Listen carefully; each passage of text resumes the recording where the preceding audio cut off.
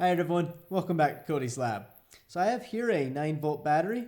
These things are very useful because they are small, produce a high voltage, and are easily able to connect to things. I have it wrapped in tape because I'm not endorsing any particular product. But these are brand new batteries. As you can see, they're just over 9 volts.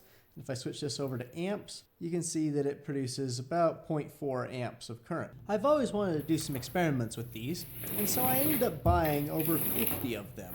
I ought to be able to do something interesting with this. For starters, I went ahead and hooked them all together in series, and as you can see, I've made a battery with over 500 volts, and the amperage is still the same because the resistance brings it down due to Ohm's law.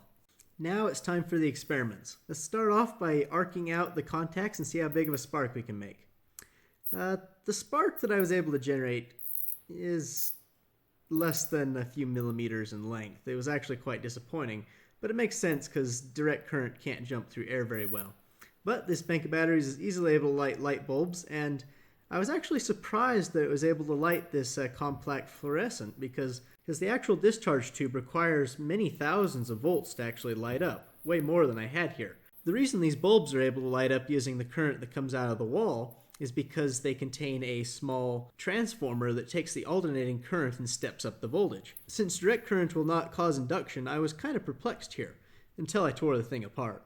Turns out these bulbs actually use rectifier diodes to convert the alternating current to direct current, which is then switched with transistor switches and turned back into alternating current to be stepped up through the transformer. Seems kind of weird way to do it, but obviously it works, and using direct current actually removes one step. Anyway, I got tired of this high voltage, low amperage, so I think I'm going to go ahead and put the batteries together into parallel circuit so that I have high amperage. Adding the batteries in series adds voltage, adding them together in parallel adds amperage. As you can see, I managed to get 12 amps there for half the bank of batteries.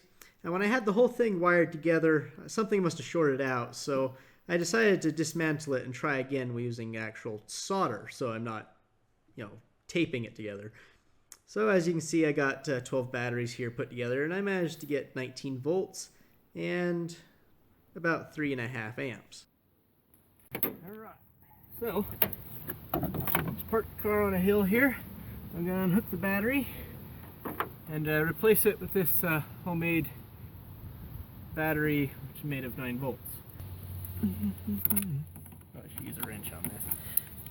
Alright, you can see I've already added some wires here just to make this thing easier to connect. I think the thing I'm most worried about is when the alternator kicks in and it actually starts putting power back, it might actually fry these little wires. So the car might start and then immediately stop. Or start a fire. That's a possibility. Alright, so let's just show off your safety precaution. What's my safety precaution? Fire extinguisher. Oh yeah, I do have a fire extinguisher. We're good. Not spark or arc. That's good. Alright, battery's in place. That ought to hold at least a little while. Okay. Let's see if the thing is actually making contact. Good enough. Ready? See if we can roll start it.